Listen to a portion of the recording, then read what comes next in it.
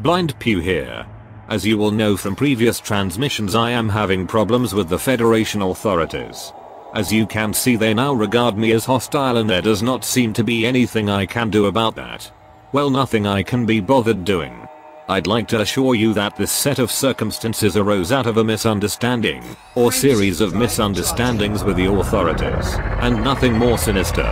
Honestly. Anyway, because of the issues this causes me, I have decided to leave the Federation and so have been visiting various stations to liquidate my assets. This is my final jump, to sell a Viper that was sitting unused in the Mokosh system, Lubin Orbital Station.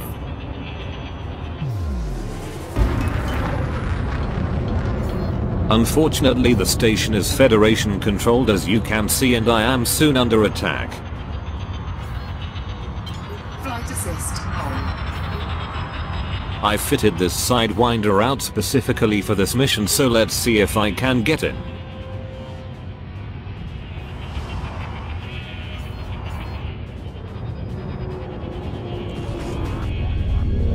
Yes, no problems.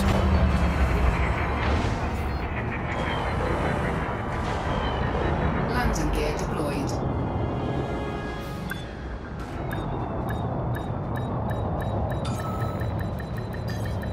Docking successful. Engines disengaged. Okay, now to sell the Viper.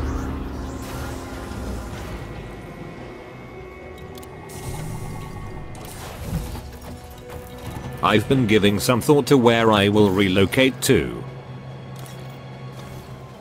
Recently I took a trip out of inhabited space to check out the station that is being constructed by many fellow commanders in the newly named New Yembo system.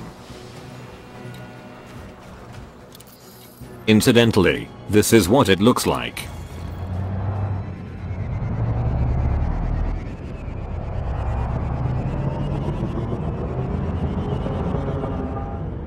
As you can see, here it is simply called under construction, but I understand that it has now been named, or will shortly be named, Unity, following a poll of fellow commanders.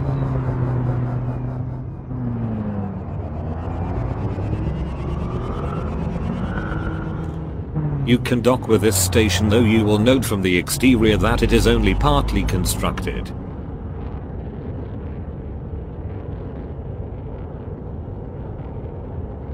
The most unusual aspect of the station is the massive drive section at the rear, allowing it to travel to its proposed final location. The drives are off at the moment, allowing me to take a closer look. Impressive. Very impressive. If only I could mount these on my Cobra. Okay. Back in the Mokosh system, having sold my Viper, I now need to get out of here. Landing gear retracted. Let's head off.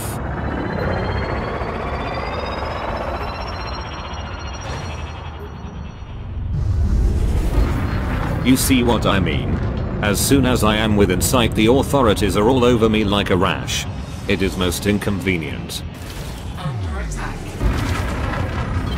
Flight assist off. Flight assist on. My trip out of inhabited space was interesting, and I think that I have been bitten by the exploration bug. Therefore, instead of heading straight to the Empire, I think that I will first fit out an ASP and do some deep space exploration.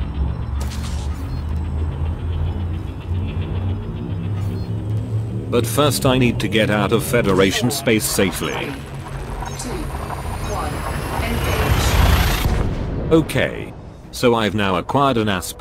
Unfortunately, I had underestimated the cost needed to fit it out properly for exploration, and so need to make several million credits before I can head off. For that reason, I've temporarily fitted the ASP out for trade and am forced, against my better judgment, to do some serious trading. However, this will allow a useful comparison against some of my earlier transmissions, looking at the various way of making money in Elite. So, what did I do? Firstly, I looked for an agricultural or refinery system that exported metals such as gold and palladium. In my circumstances, preferably not Federation, I settled on this system, Tetanang. As you can see, Yapping Dock exports both gold and palladium. Tetanang is unfortunately Federation, but Yapping Dock is independent controlled, so it should be okay. Now, I need to find a nearby high-tech system that imports the same metals. Again, in my case preferably not Federation. I settled on this system Jonah. As you can see, it is a high-tech system and is just over 20 light years away, which is within one jump for my ship. As you can see, the Pribilov station does import gold and palladium. Ideal. So, I simply load up on palladium. As you can see, I can fit 116 tons of it in this ship.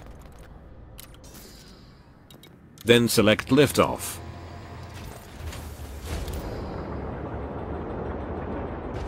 Set course for the Jonah system whilst the ship returns to the surface.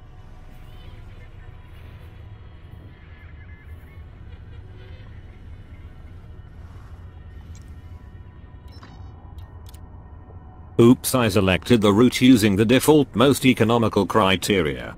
I need to change that to fastest route criteria so that the journey is one jump only. Like that. Landing gear retracted. Heading off.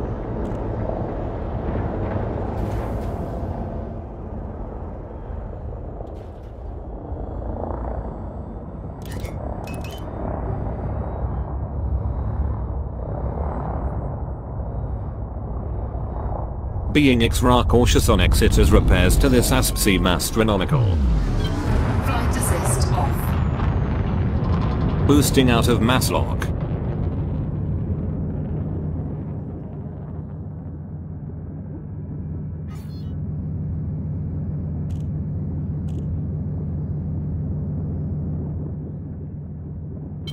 Flight assist on. Engage. Frameshift drive charging.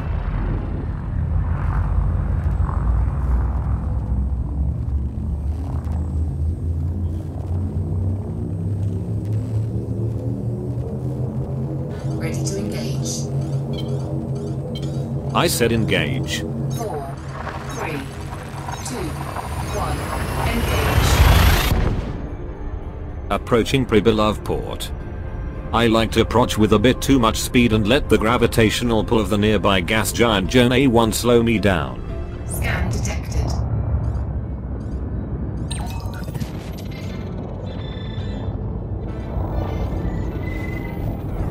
Again, being careful on entrance to the station. Even paint scratches seem to cost a fortune in this ship. Here I am docking manually, but I have given up 4 tons of cargo space for a docking computer. When you are doing repeated runs, I find that useful, as I can head into the back of the ship for a pot of tea whilst the ship docks and lands. Docking successful. Engines disengaged.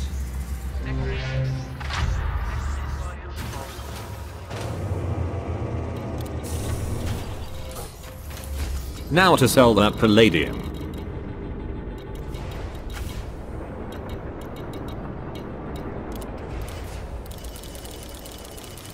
As you can see, I made close to 200,000 credits from that single trip. Now it is just a matter of identifying a commodity that sells low in this station and is bought high in Tetanang. I settle on consumer technology, but often performance enhancers, progenitor cells or resonating separators work well. I won't make as much profit on the return leg, but whatever you can eke out does help. Again, selecting liftoff. Setting course for Tetanang via galaxy map, as it does not appear on the navigation panel, whilst returning to the surface. Approaching Yapping Dock.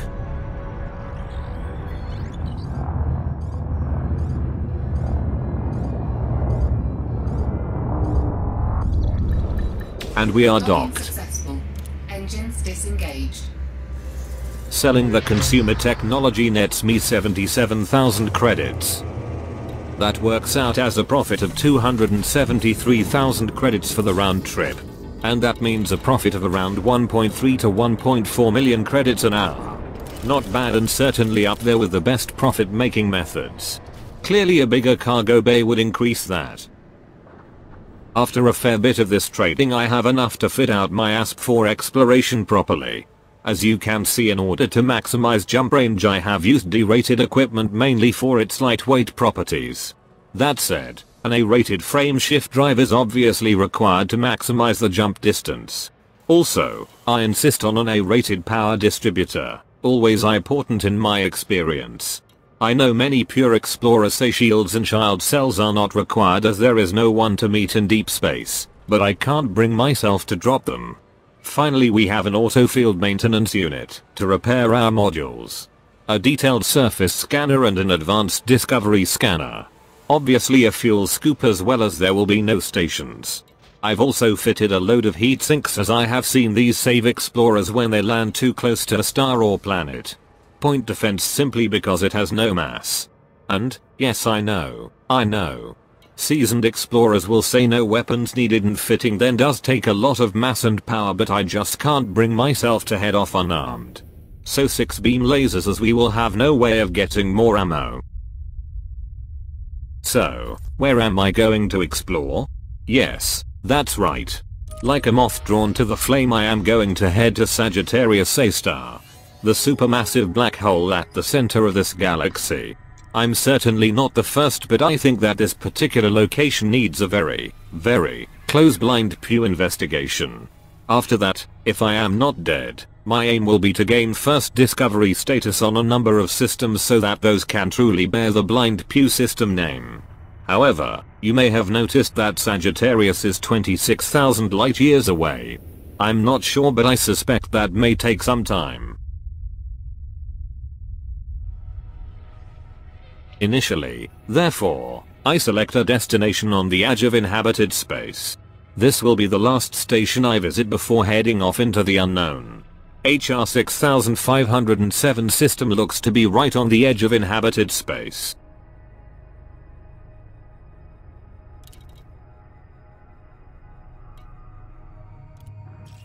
Nicholson Colony is the biggest station, so I will head there.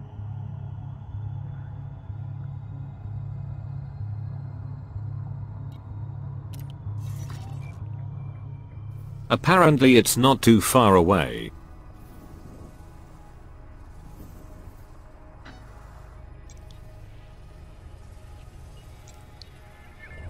I've arrived in that system now. Heading to what is likely to be the last sign of other humans for quite some time.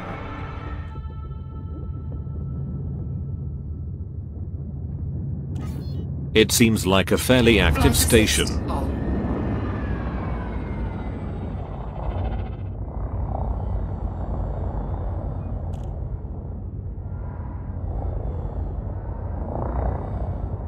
Scan detected.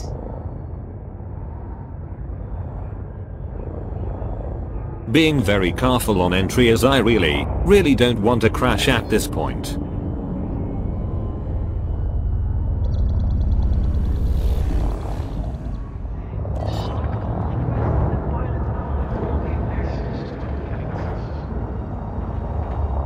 Landing gear deployed.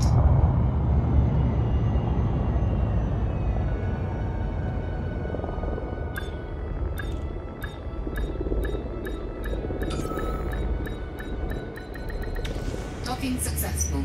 Engines disengaged.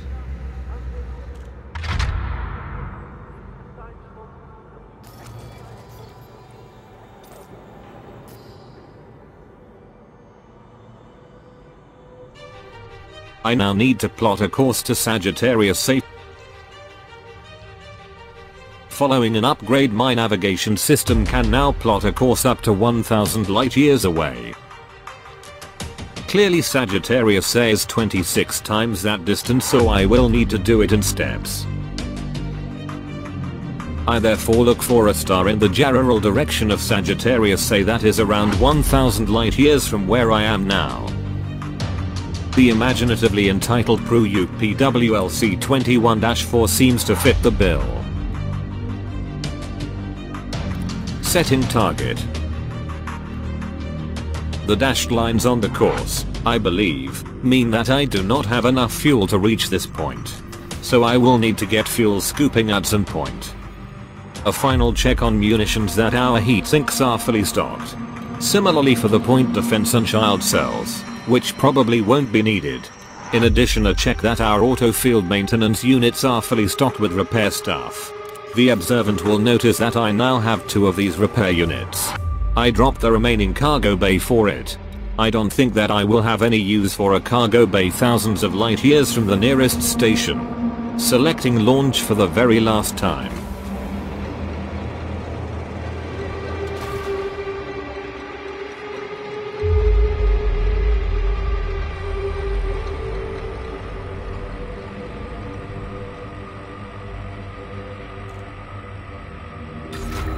Ship released.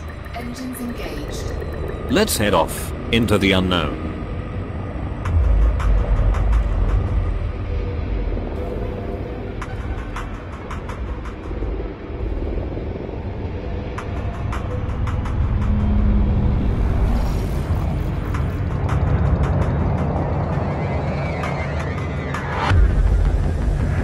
Scan detected.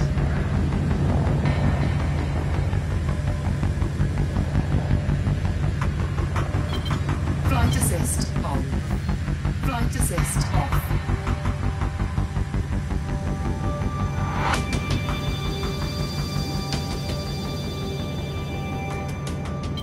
Flight assist on. There before us we see what may well be our final sight of humanity. If I play my cards right and stay safe, I may yet return. We will see.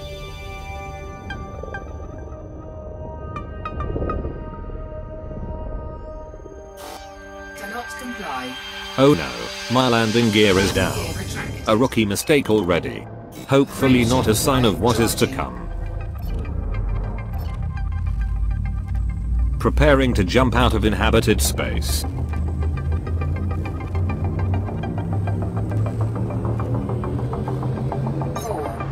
3, 2, 1. Engage. Good luck, commanders, and I will see you out there. If you happen to be many light years from civilization, that is.